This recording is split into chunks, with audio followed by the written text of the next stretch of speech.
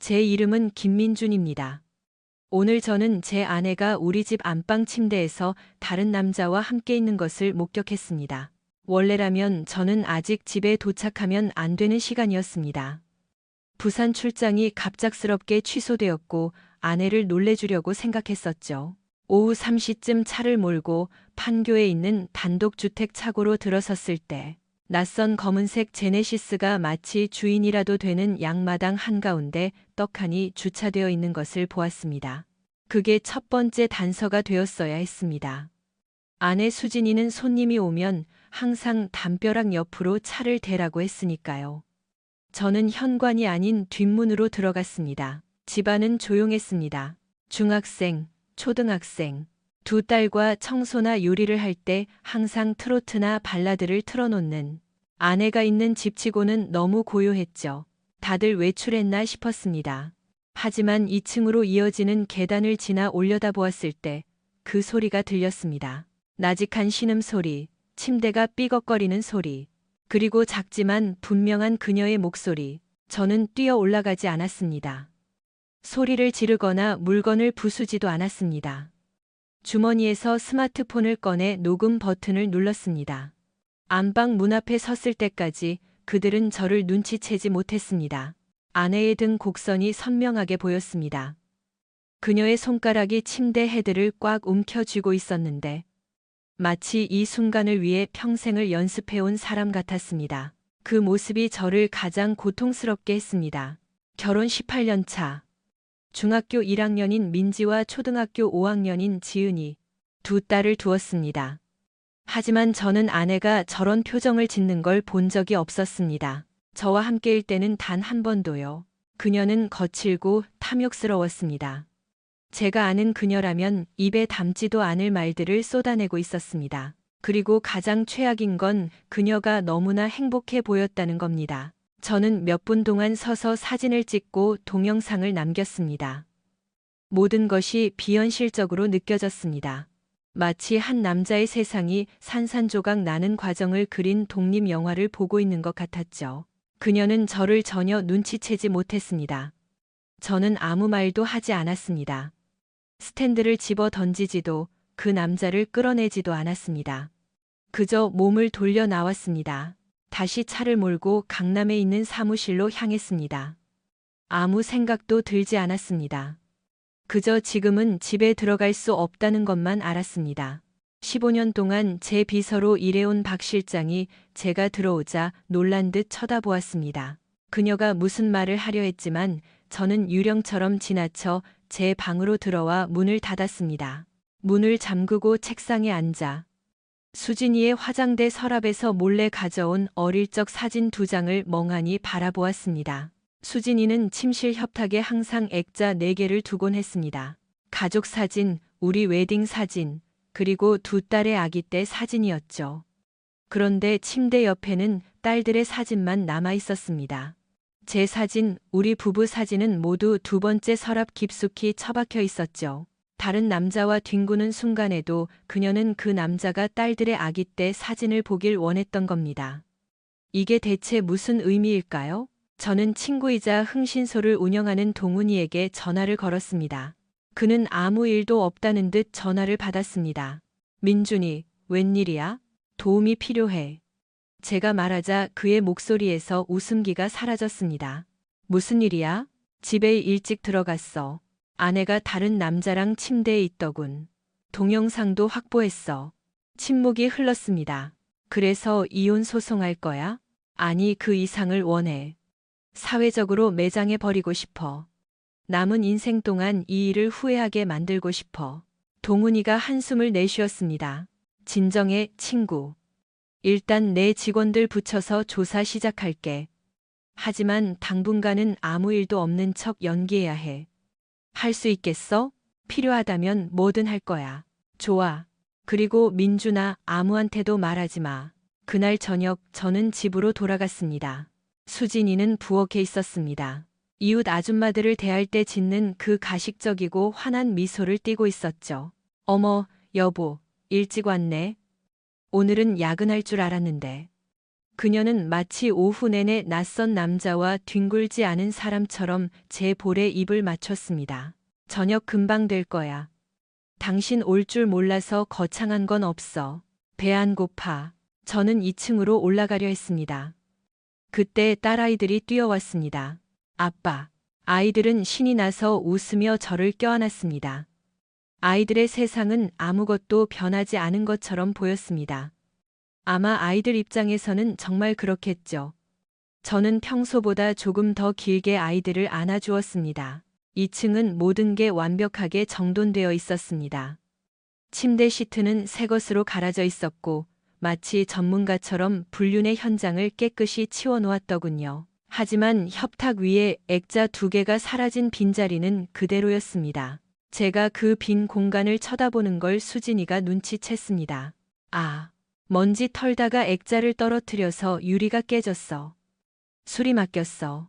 저는 말없이 고개를 끄덕이고 옷을 갈아입었습니다. 그날 저녁 식사는 침묵 속에 진행되었습니다. 평소라면 딸아이들의 수다와 웃음소리로 시끌벅적했을 식탁이었지만 그날 밤은 아이들조차 긴장감을 느꼈습니다. 수진이는 계속 제 눈치를 살폈습니다. 불안해 보였습니다. 뭔가 이상하다는 건 감지했지만 제가 무엇을 아는지, 어디까지 아는지는 모르는 눈치였습니다. 아직은요. 아이들이 잠자리에 든 후 저는 위스키 한 잔을 따라 들고 서재로 들어갔습니다. 수진이는 이 방을 남자의 동굴이라고 놀리곤 했지만 집안에서 유일하게 제 공간이라고 느껴지는 곳이었습니다.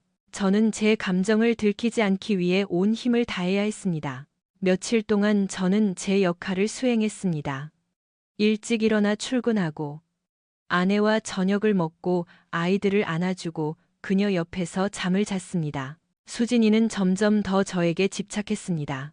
점심시간이 되기도 전에 사랑해라는 카톡을 20통이나 보내고 넥타이가 멋지다며 칭찬하고 기분을 살폈습니다. 그건 죄책감이 아니라 두려움이었습니다. 뭔가 잘못됐다는 걸 본능적으로 알면서도 그게 뭔지 모르는 공포였죠. 회사 박 실장도 눈치를 챘습니다. 그녀는 제 책상 위에 놓인 딸들의 사진을 마치 귀신이라도 본 듯 쳐다보곤 했습니다. 어느 날 오후, 그녀가 노크도 없이 제 방에 들어와 앉았습니다. 사장님, 괜찮으세요? 괜찮아. 정말이세요? 괜찮다니까. 그녀는 머뭇거리다가 일어섰습니다. 혹시라도 털어놓을 곳이 필요하시면 저는 무시했습니다. 하지만 그녀의 시선이 다시금 그 아기 사진들에 머무는 것을 보았습니다. 결국 모든 진실을 밝혀낸 건 동훈이었습니다. 민준아, 오늘 사무실로 좀 와라. 제가 그의 사무실에 들어갔을 때 그는 농담 한마디 건네지 않았습니다. 마치 깨진 유리 조각을 삼키고 있는 듯한 표정이었습니다. 다 확보했어. CCTV, 녹음, 사진, 문자 내역까지. 단순한 바람이 아니야. 너랑 결혼하기 전부터 만나던 놈이야. 저는 그를 멍하니 쳐다봤습니다. 뭐라고? 놈의 이름은 박성훈. 수진이의 고등학교 동창이야. 내 정보원 말로는 내 결혼식 당일 아침에도 수진이랑 잤다고 떠벌리고 다녔다더군. 목이 메었습니다. 설마. 그래. 수진이는 그놈한테 너를 돈 벌어오는 호구라고 불렀어. 내가 한 말이 아니야. 놈이 한 말이지. 저는 너무 급하게 일어나는 바람에 현기증이 났습니다. 괜찮아? 동훈이가 물수건을 건네며 제 이마를 눌렀습니다.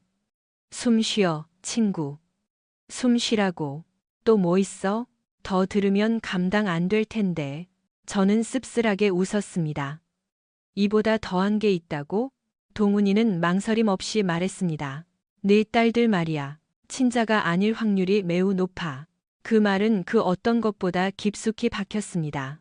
친자 확인 검사를 해봐야 확실하겠지만 우리 직원이 공원에서 넷이 소풍 가는 걸 찍었어. 수진이, 박성훈, 그리고 민지와 지은이. 아이들이 그 남자를 아빠라고 부르더라.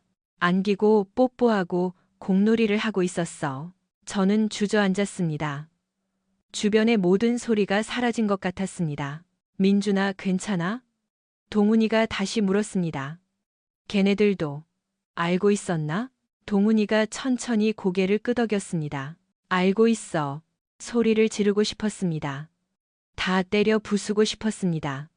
하지만 척추가 녹아내린 것처럼 움직일 수가 없었습니다. 이제 어떻게 해? 이혼 소송할 거야? 사기 결혼으로 혼인 취소 소송도 가능해.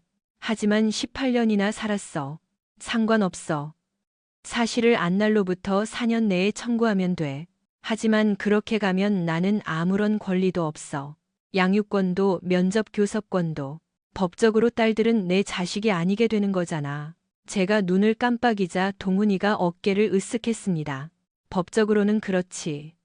하지만 감정적으로는 내가 결정할 몫이야. 그날 밤 저는 잠을 이룰 수 없었습니다. 수진이가 깨기 전에 집을 나와 친구 희정이네 집으로 향했습니다. 희정이는 타이탄 경호라는 보안업체를 운영하는 여장부였고 전직 유도 국가대표 출신이라 웬만한 남자보다 덩치가 컸습니다. 그녀의 파트너 미영 씨만이 그녀를 웃게 만들 수 있었죠. 제가 자초지종을 털어놓자 희정이는 눈 하나 깜빡하지 않았습니다. 미영 씨는 저를 꽉 안아주었습니다. 우리 집에서 지내. 희정이가 단호하게 말했습니다. 거절은 안 받는다. 그래서 저는 다 말했습니다. 불륜, 거짓말, 딸들의 친자 문제, 박성훈이라는 작자까지. 미영 씨는 충격받은 표정이었습니다. 희정이가 중얼거렸습니다. 단순히 이용해 먹은 게 아니야. 망상에 빠진 년이군. 미영 씨가 고개를 끄덕였습니다. 오빠가 훨씬 더 좋은 아빠였어요, 민준 씨. 이 짐을 혼자 짊어질 필요 없어요. 저는 웃으려 했지만 기침 같은 소리만 나왔습니다. 그 여자가 모든 걸 망쳐놓고도 날 사랑한다고 말해. 희정이가 눈썹을 치켜떴습니다. 너 그 말 믿냐? 그 여자는 그렇게 믿는 것 같아. 넌 뭘 믿는데? 저는 제 손을 내려다보았습니다. 난 그 여자가 날 철저히 이용했다는 걸 믿어. 다음 날 아침 수진이가 제 사무실로 쳐들어왔습니다. 경비원이 그녀를 들여보냈더군요. 제 실수였습니다. 아직 접근 금지 신청을 안 했으니까요. 그녀는 또각거리는 하이힐 소리를 내며 짙은 화장을 하고 자신이 우위에 있다고 생각할 때 짓는 그 거만한 미소를 띠고 들어왔습니다. 민준 씨, 저는 아무 말도 하지 않았습니다. 연락이 왜 안 돼? 카톡은 왜 안 보고? 여전히 침묵. 그녀의 시선이 책상 위 아기 사진들로 향했다가 멈칫했습니다. 당신, 알고 있었구나. 제가 천천히 고개를 끄덕였습니다. 그녀는 맞은편 의자에 앉아 다리를 꼬았습니다. 당신이 생각하는 그런 거 아니야. 저는 책상 앞으로 몸을 숙였습니다. 우리 침대에서 그놈이랑 뒹굴었잖아. 내가 뭘 다르게 생각해야 하지. 그냥 실수였어. 얼마나 됐지? 그녀가 어깨를 으쓱했습니다. 몇 달. 거짓말하지 마. 알았어. 몇 년 만나다 헤어지다 했어. 하지만 아무 의미 없는 관계였어. 그게 더 최악이야, 수진아. 제발, 내가 당신 사랑하는 거 알잖아. 난 항상 당신을 사랑했어. 성훈이는 달라. 설명하기 복잡해. 설명할 필요 없어. 이미 다 알고 있으니까. 그녀의 얼굴 근육이 미세하게 떨렸습니다. 동훈이가 말했어? 저는 대답하지 않았습니다. 좋아. 그래서 이제 어쩔 건데? 그녀가 팔짱을 끼며 물었습니다. 고작 실수 하나 때문에 이 모든 걸 파괴하겠다고? 저는 자리에서 일어나 책상을 짚고 그녀를 내려다보았습니다. 이건 실수가 아니야, 최수진. 넌 사기를 쳤어. 20년 가까이 날 이용했어. 내 자식도 아닌 아이들을 키우게 해놓고 뻔뻔하게 아무 일도 아닌 것처럼 앉아있어. 그녀의 미소가 사라졌습니다. 말 조심해. 아니면 뭐? 넌 상간남이랑 놀아나고 있잖아. 그녀도 일어섰습니다.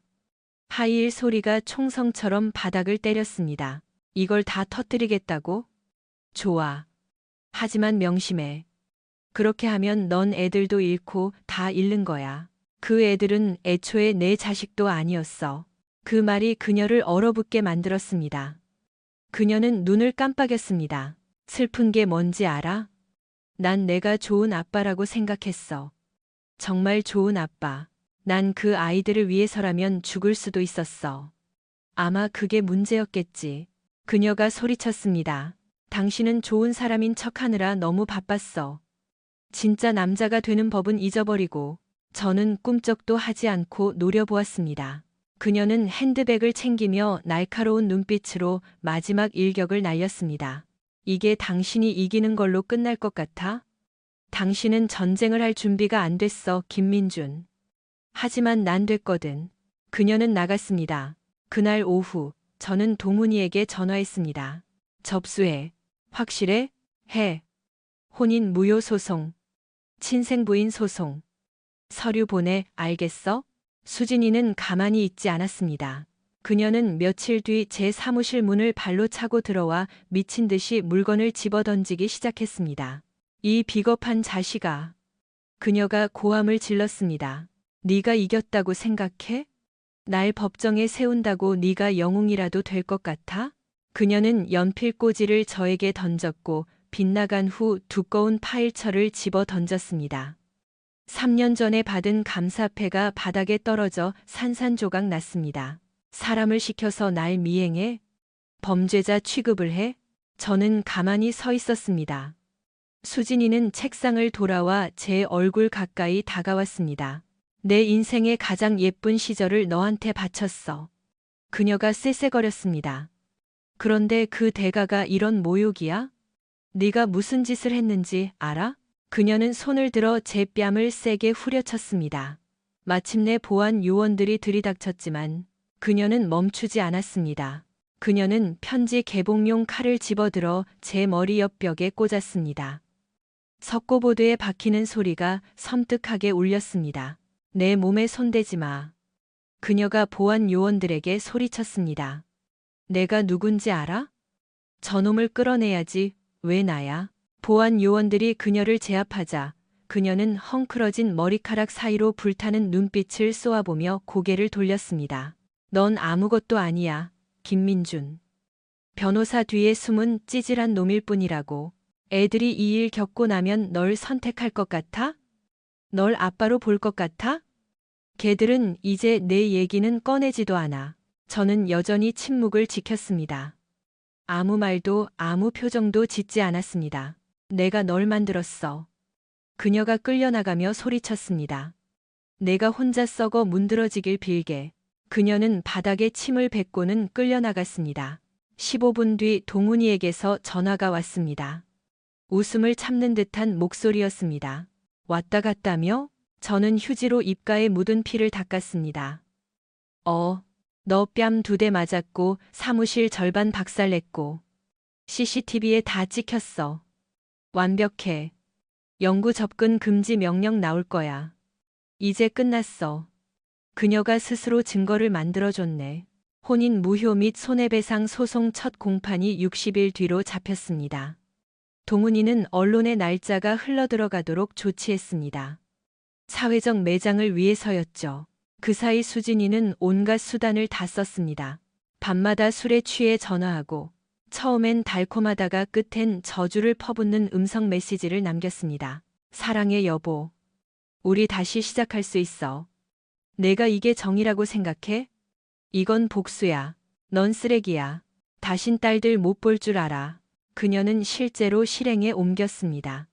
접근 금지 명령이 떨어지자마자 그녀는 민지와 지은이를 데리고 지방으로 잠적해 버렸습니다.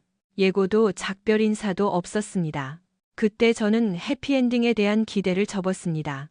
어느 날 저녁, 저는 한남동의 조용한 위스키 바에 들렀습니다. 하지만 수진이가 기다리고 있더군요. 그녀는 검은색 카니발 SUV에서 내렸습니다. 처음엔 아무 말 없이 차 안을 가리켰습니다.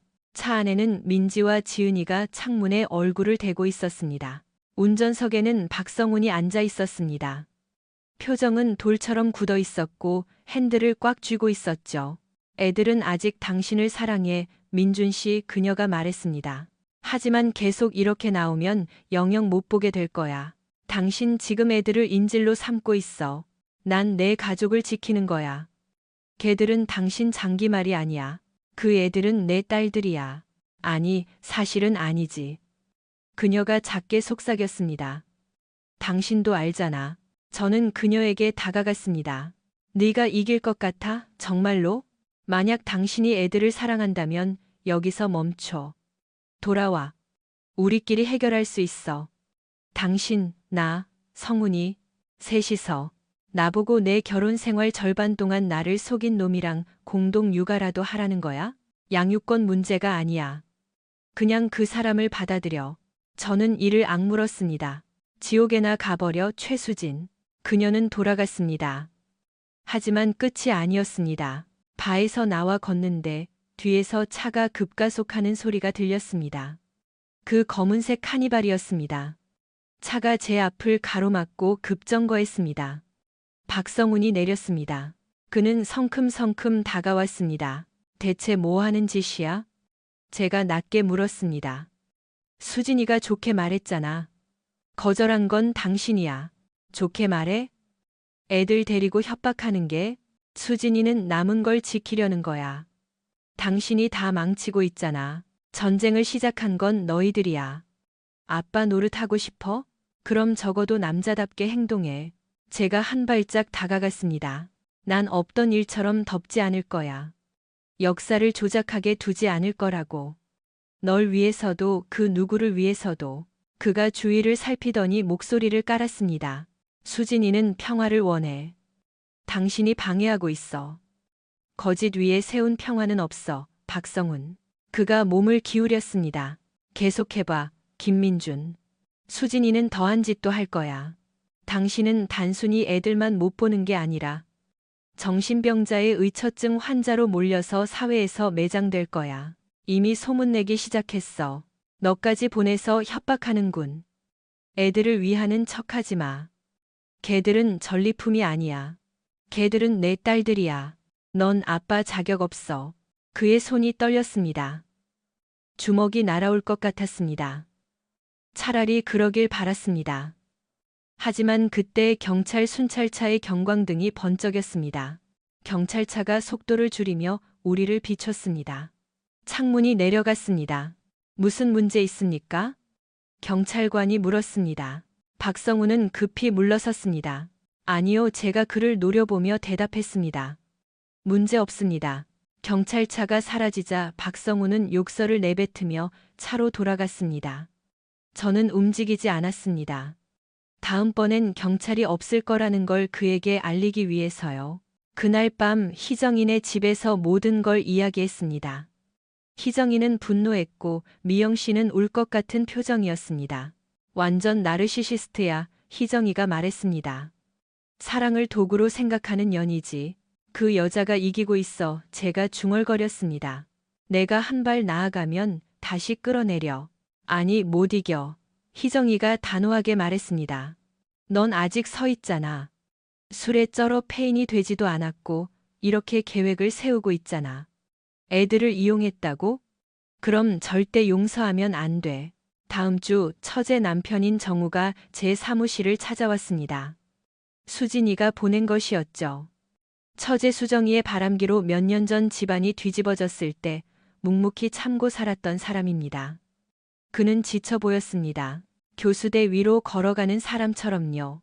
용서해 달라고 설득하러 왔나? 시간 낭비하지 마. 아니요, 형님. 저는 형님과 다릅니다. 저는 못해요. 저는 수정이랑 살 겁니다. 용서해서가 아니라 아직 사랑하고 다시 시작하기엔 너무 늙어서요. 저는 고개를 끄덕였습니다. 자네 선택이지. 난 끝까지 갈 거야. 그는 더 이상 말하지 않고 돌아갔습니다. 소송은 진흙탕 싸움이었습니다. 언론은 자극적인 소재를 물어뜯었습니다. 18년 결혼 생활, 사기, 친자 불일치, 흥신소 등등. 동훈이는 유능한 지휘자처럼 모든 증거를 적재적소에 터뜨렸습니다. 수진이는 피해자 코스프레를 하려 했지만 임신 계획 문자, 성훈이와의 통화 녹음, 유전자 검사 결과 앞에서는 무력했습니다. 유전자 검사 결과 민지와 지은이는 제 친자가 아니었습니다. 법정의 공기가 차갑게 얼어붙었습니다. 수진이는 울지 않았습니다. 성훈이는 아예 출석도 하지 않았습니다. 동훈이가 제게 속삭였습니다. 네가 이겼어. 하지만 승리감은 느껴지지 않았습니다. 한 달 뒤, 늦은 밤 제 핸드폰이 울렸습니다. 모르는 번호였습니다. 문자였습니다. 아빠, 저예요. 엄마한테 말하지 마세요. 심장이 멈추는 것 같았습니다. 민지였습니다. 손가락이 떨렸습니다. 또 문자가 왔습니다. 통화돼요? 저는 즉시 전화를 걸었습니다. 민진이? 수화기 너머로 떨리는 숨소리가 들렸습니다. 네, 아빠. 지은이도 옆에 있어요. 어디니, 지금? 제 방이요. 문 잠갔어요. 스피커폰이에요. 지은이의 작은 목소리가 들렸습니다. 아빠, 가슴이 미어지는 것 같았습니다. 그래, 우리 강아지들. 잘 지내니? 아니요, 민지가 말했습니다. 아니요, 안 괜찮아요. 엄마는 아빠가 화나서 우리 버렸다고 했어요. 하지만 그게 아닌 거 알아요. 그 아저씨 때문이죠? 박성훈 아저씨. 저는 침묵했습니다. 엄마는 아무 말도 하지 말라고 했어요. 우리가 말하면 아빠가 우릴 증오할 거라고, 모든 게 망가질 거라고. 아빠가 우릴 싫어한대요. 지은이가 울먹였습니다. 내가 망친 거 아니에요. 민지가 다급하게 말했습니다. 우리가 잘못한 거 아니잖아요. 아빠는 여전히 우리 아빠잖아요. 유전자 검사가 뭐라고 하든 아빠가 우리 키워줬잖아요. 맞아. 지은이가 거들었습니다. 우리 아빠 볼 수 있어요? 내일 학원 끝나고 도서관 앞에서요. 저는 깊은 숨을 내쉬었습니다. 그럼 당연하지. 아빠가 미안해. 미리 말 못해서 미안해. 내일 보자. 사랑한다. 우리도 사랑해요. 다음 날 도서관 앞에서 아이들을 만났습니다. 민지는 평소처럼 후드티를 뒤집어 쓰고 있었고 지은이는 고개를 푹 숙이고 있었습니다. 제가 차에서 내리자마자 지은이가 달려와 안겼습니다. 보고 싶었어요. 나도 보고 싶었다. 민지는 조금 떨어져 서서 소매를 씹고 있었습니다. 민지야, 이리 와. 아이는 대답 없이 벤치에 앉더니 천천히 소매를 걷어 올렸습니다. 제 심장이 덜컥 내려앉았습니다. 팔뚝에 선명한 피멍이 들어 있었습니다. 손가락 자국이었습니다. 누가 그랬어? 알면서도 물었습니다. 그 아저씨요, 박성훈. 숨을 쉴 수가 없었습니다. 왜? 브로콜리 안 먹는다고요. 저는 자리에서 벌떡 일어났습니다. 제가 버릇없이 군다면서 팔을 잡아 비틀었어요. 엄마는 가리라고 했어요. 일을 더 크게 만들지 말라고. 내가 해결하마. 제가 말했습니다. 알겠니? 민지가 제 손목을 잡았습니다. 엄마 말 듣지 마세요. 이번엔 포기하지 마세요, 아빠. 절대 안 그래. 저는 경찰서 민원실 데스크에 멍든 사진을 내밀었습니다. 고소장 접수하겠습니다. 당직 경찰관이 무심하게 쳐다보다가 사진을 보고는 눈살을 찌푸렸습니다. 아동학대네요. 이 아이는 누굽니까? 제 딸 김민지입니다. 아버님이십니까? 친부는 아니지만 태어날 때부터 제가 키웠습니다. 경찰관이 고개를 들었습니다. 그럼 법적으로는 이혼 소송 중입니다. 아이들은 엄마와 살고 있고 동거남인 박성훈이 때린 겁니다. 알겠습니다. 진술서 작성해 주세요. 아동학대는 즉시 분리조치 들어갈 수 있습니다. 그 새끼 아직 그 집에 있죠? 선생님, 진정하시고 절차대로 하셔야 합니다. 저는 볼펜이 부러질 듯 꽉 쥐고 진술서를 썼습니다. 그리고 경찰관에게 물었습니다. 순찰차 출동합니까? 네, 주소지 확인되면 바로 나갑니다. 저도 갑니다. 저는 경찰보다 먼저 도착했습니다. 박성훈이 쓰레기 봉투를 들고 빌라 밖으로 나오고 있었습니다. 저는 차에서 내려 그에게 곧장 걸어갔습니다. 김민준, 여긴 또 왜? 네가 감히 내 딸한테 손을 대? 그가 비웃음을 흘렸습니다. 아, 그 계집애가 일렀어? 더 이상 대화는 없었습니다.